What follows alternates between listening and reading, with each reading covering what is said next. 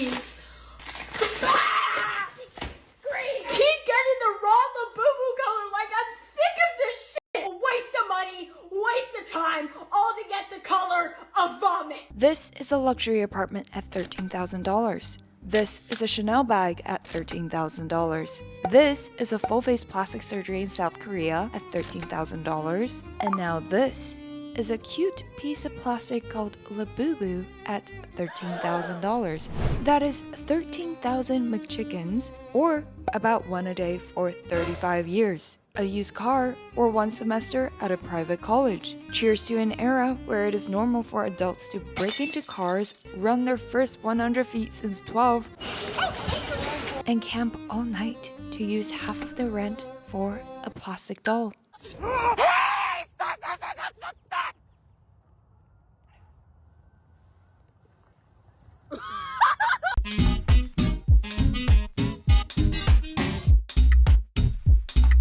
Labubu.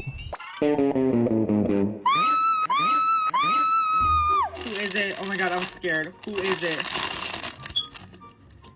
If there was someone born to be a diva, it must be Labubu, because she was dealt with everything anyone could ever ask for to be famous. The beloved child of Lisa Rihanna, Dua Lipa, Mona Lisa. I spent all my money. The soul sister of Hermes, Chanel, Your Kidney. In Vogue, Forbes, Elle, Timu, and you and your next door neighbor's third dance For You page, with a cult-like following that people will fly for, I hopped on a plane to get this Labubu. fight for, camp out the night for, I did get there around 11 p.m. as if they're middle school girls who just saw Justin Bieber. And of course, built with the world's finest plastique that earns it a market price of $13,000. As Confucius said, know your worth. But somehow, there might still be a way to mess everything up. I hate you so much. So how exactly is Miss Labubu about to screw up more than $1.6 billion worth of lucky girl syndrome? I don't get it. The most overrated. I genuinely don't believe that you people like that. If you're done with your ex, That's exactly the mystery we'll uncover today. But not only that, as your marketing bestie who graduated top 1% UCLA Business Economics, we're going to explore how lucky girl syndrome can still fail you if you have a disposable brand. you're plastic. Cold, shiny, hard plastic. And how you, yes you, no matter if you have as pretty of a face as Labubu, can build a successful brand to help you down your career. Labubu, but make her Chanel. Because by brand, I don't just mean selling a $3.90 piece of plastic for $13,000. Branding is about how your future client, future boss, future boyfriend sees you. And yes, you have one. I'm creating this series to analyze pop culture brands from a marketing perspective because I want all of us to unlock the potential to build successful personal brands and businesses. Because it's iconic, and I love to do iconic shit. Join the free email list below for free additional marketing knowledge, and let's break down the 3 marketing hacks that made a $3 piece of plastic more than your college tuition, and why Labubu is about to face a not-so-cute downfall if it does not tackle the 3 invisible branding crises. First, we need to understand how Labubu capitalized $1.6 billion worth of lucky girl syndrome. Labubu 1.0.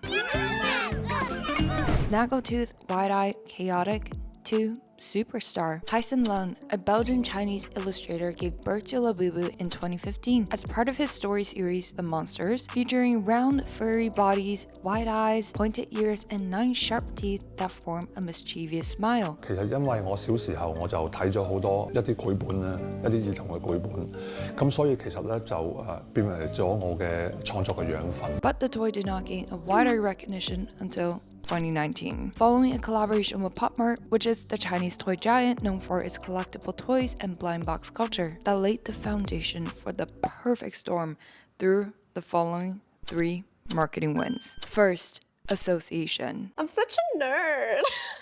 Northwest, and look at her bag. My dream finally came true. I am in Milan. I went to Pop Mart. I waited in line and I got Have a seat. What is a brand, you guys? There are tons of plastic microfiber everywhere in stores, on the street, in the trash. Why is no one fighting or camping out for that? How does $3.90 of plastic turn into brand? Well, a brand is everything something is associated with. And what gave Labubu this halo of value? It started with no one other than pop princess Lalisa. Lisa isn't just an idol. She is a luxury darling. Think Celine, Louis Vuitton, Bulgari, a Gen Z muse, and the most followed K-pop star on Instagram. When she holds something, even a weird little goblin doll, Labubu,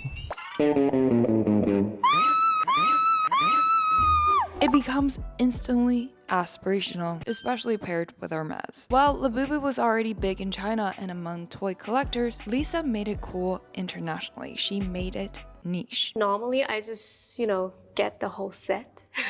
And soon, everyone in her fandom begins following this style. And who's in Lisa's fan base? All the Gen Z and millennial girlies who are the exact targeted consumer of Labubu. Because let's be real, toys made for adults aren't just toys. They are status symbols. Labubu. It's exactly the reason that Chanel can take a few $100s to make and sell for over $10,000. Why you buy a $30 Aeron smoothie knowing damn well that the ingredients cost less than $3. Why there is no functionality to Labubu, but people will spend hundreds. I spent $100 on this doll.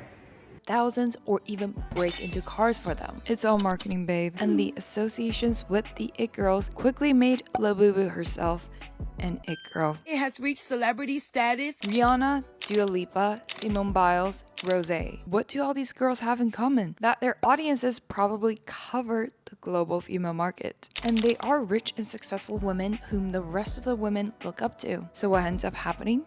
The demand increases. Pop Mart's year-over-year growth jumped by 726.6%. Revenue got a shot of steroid of $1.8 billion. But will something so trendy last, or will it end up in the landfill? Not the Louvre. Stay tuned. And people are actually going Labubu hunting globally. Imagine dropping $5,466 to fly to Tokyo, spend $800 a night on a hotel, and line up all night just to realize the limited edition sold out. Well, at least you could have saved some money on not paying $143,000 for using data while posting about your Labubu woes. Yes, $143,000. That's how scary roaming can get when you travel. And yes, I just came back from Tokyo and did not spend a cent on Labubus or scary phone bills, thanks to ZOEUNLIMITED, a simple eSIM map that helps you stay connected in over 200 places around the world. You just download the app once and get access to data at super affordable prices. You can get data in Japan, Korea, Thailand for as little as $399. On top of which, why not apply another exclusive 15% discount using code ZOEUNLIMITED? Make your travels more affordable. All ZOEUNLIMITED eSIMs are compatible for iOS or Android devices, and you can get a full refund if your device is not compatible. Download the ZOEUNLIMITED app or go to ZOEUNLIMITED. Unlike Labubus, saving money with eSIMs is here to stay. So how did plastic become luxury? Well, marketing strategy number 2. Status. How dare we speak Merry Christmas? How dare we?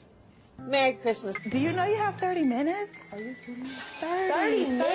30, yes. As more and more celebrities and people of quote-unquote high status show this comically ugly cute piece of rather cheap plastic with their luxury bag collection, A, the association with high fashion begins to strengthen. We are done Labubifying my backend. B, Labubu became more and more associated with this ambiguous notion of high status personalization. A Labubu keychain dangling from a $13,000 bag? That's not irony. That's layered signaling. I have taste. I know niche culture. I have the disposable income to drop $200 on a goblin with snaggle teeth. Baby, if you don't jingle when you walk. C, the mere exposure effect. Discovered by social psychologist Robert Zajonc in the 1960s, the more we see something, the more we like it, even though at first we might not even care for it. Or even if we thought it was ugly at first. I'm just gonna say it. These are really freaking ugly. That's fucking scary looking. How many of us hated Uggs, Crocs, Stanley Cups, and then became corporate slaves for these status symbols. How many times did you hear a song on TikTok that you hated at first, but now is a banger on your Spotify? Well, the 1.4 million hashtag Labubus sure won't make you like them less. In fact, at this point in the video, you probably already like them more. Feel free to Venmo me Partmart. And when your favorite celebrity, then influencer, then best friend, then every other person on TikTok and on the street began wearing it, it's like a virus you cannot escape. You've been subconsciously primed 200 times already before you realize that half your rent is supporting a small $37 billion company making plastic chic. Now, why is this getting a little out of control, meaning breaking into someone's car, or camping outside, or flying internationally and spending $13,000 when all that money and energy could have spent on rent, a semester of college tuition, or even 13,000 McChickens, which is one a day for 35 years? And that is the power of the conspicuous consumption epidemic. Collecting Labubus isn't a solo act. You're not buying for you. You're buying for other people to see you bought. In modern media, conspicuous consumption isn't just about owning, it's about showing strategically. It ties into the psychological identity of someone, which is why people are willing to camp out at night and break into cars to maintain or create this facade of identity, or knowing there is a secondhand market for someone chasing after this identity. I swear to gosh, if I don't get a pink Labubu this time, I'm crashing out. It's never about utility, it's the performance of having access. I'm $400 steep. Please be pink. Just like why you don't need 60 Labubus on your Hermes, 200 in your bedroom, or a life-size Labubu doll, or another, a wall of Stanley Cups in every single color when you have just one single mouth to drink with, or micro bags that you can put half a lip liner in, or the 20th serum your pore can no longer absorb. Guilty. Or the time to grow wheat to make pizza from scratch. It's about signaling wealth. The less functional, the more status. Labubu also gives buyers a quirky but intentional way to communicate identity. It says, I'm not basic, I'm in on this subcultural wave. Except, is it really personality babe when millions of others are doing the same thing? While Lafufus on Shein and Temu are making everyone look the same again. Oh my god, no! But before we talk about the branding crisis, Labubu is a masterclass in generating artificial market value through psychological manipulation. No! How? The fundamentals of economics. In supply and demand, we trust. The third marketing strategy, artificial scarcity. Scarcity marketing is the art of making people want something more simply because there is less of it. It's a gray Labubu. You told me it's a pink Labubu. No, I don't want a gray Lafufu. It plays directly into FOMO, fear of missing out, and when used right, it transforms a product from nice to have into I will sell my soul, kidney, and your child if I have to.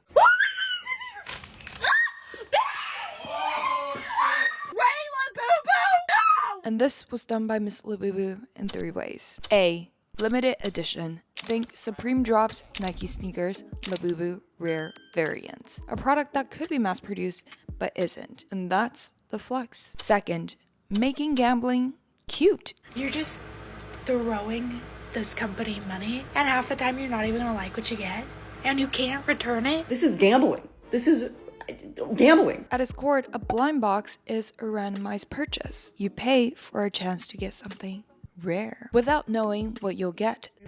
Some figures are 1 in 144 odds. The rarest Labubu variants resell for at least $1,000. Oh no! Shut up! Shut up! Oh my god, I literally got the secret! Sounds familiar? It's basically Kinder Surprises, Kellogg's Toys as early as 1931, McDonald's Happy Meals. That 6-year-old Zoe actually begged her parents for, which they rightfully rejected. My young consumerism dream of owning every single color of the plastic Hello Kitty collection. Thank you, Mom and Dad. The timeliness of limited drops plus the FOMO of others posting about getting a really rare one just makes the dopamine craving even stronger. And here's why it gets addicting. C.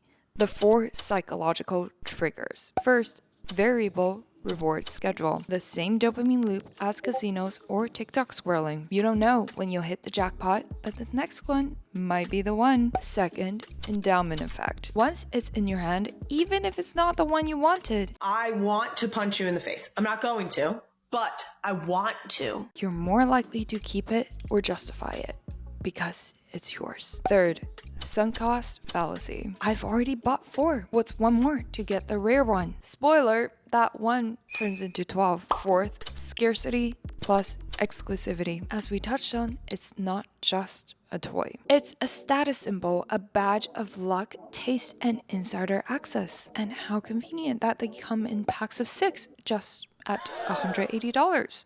Yay! It's just another form of escapism, instant gratification, and dopamine addiction. Enabling a generation of self-infantilizing adults who complain about the price of eggs but will happily drop another $400 on plastic, claiming that it is a responsible investment piece. But darling, I have bad news for you. Look at Labubu's close cousin, Stolulu. It's dead. Labubu 2.0. Alright, let's speed run why the marketing machine of Labubu is going to break into a branding crisis. And if you own a bunch, sell them right now while the price is still hot before all the value is gone. You're welcome. You can Venmo me too. So why is Labubu's infinite lucky girl syndrome about to max out? Branding crisis number 1. Death of personalization. As I always say, product first, market second. And right now, 99% of the people are buying the marketing, not the product. They're buying for clout. What started as niche and personalized is now giving mass production, and Temu Gremlin with Walmart Birkin. The trendsetters won't look like trendsetters anymore, and they'll just move on to something else. And the trend chasers will soon throw away the boo-boos faster than they ran to get it. Because ew, who wants to wear something so last season? For the people who bought it wanting to be perceived a certain way, they want to avoid anything last season, like a plague, aka the death of another microtrend, and millions of Labubus and Lafufus killing the full cast of Finding Nemo. Branding crisis number 2. Escapism fatigue. For the people who truly love Labubus and adore them for sentimental value, regardless of how hot or not hot it is, you have nothing to worry about. But for those who are using it as a crutch for dopamine, they will wake up from the dopamine high, left with a shelf full of plastic smiles, a bank account that is $1,200 lighter, and the slow realization that maybe, just maybe, they were sold a comfort that could not last, and a bunch of plastic that could not make them like themselves more. No! These are bullshit. The emotional self-soothing via consumerism will just go to the next thing. Maybe it's a plastic toy, an NFT, who knows. Branding crisis number 3. Investment piece Delulu. The current market thrives on FOMO and flippers, meaning the prices are actually much higher than the intrinsic value. But when prices stabilize or drop, as they inevitably will, because overproduction and copying dilutes rarity, because people buy boxes not for joy, but to flip, that creates a top-heavy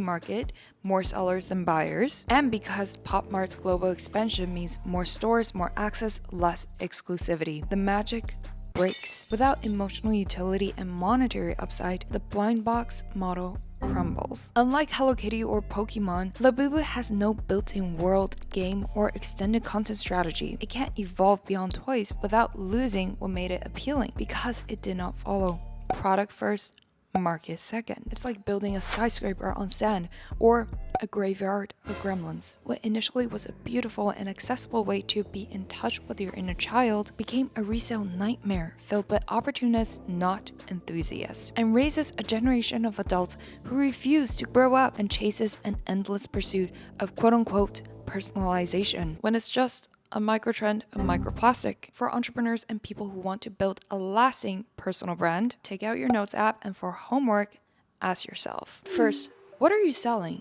Escape or empowerment? Is your brand helping people solve a problem or just microtrending? Second, can you withstand overexposure? If everyone does what you do, is your brand still aspirational or just background noise? Third, are you building identity or selling impulse? Marketing gimmicks get virality, but real brands are timeless. Are you a brand or just a trend. Let me know in the comments if you think Labubus are here to stay or just a plastic moment. If you learned something here, share the episode with someone you love, give it a 5-star review. Free email list, free resources, all links are below. This is your marketing bestie, Zoe Unlimited. Episodes are available on all podcast networks, Apple, Spotify, YouTube, and if you like this episode, check out these other 2 I made just for you.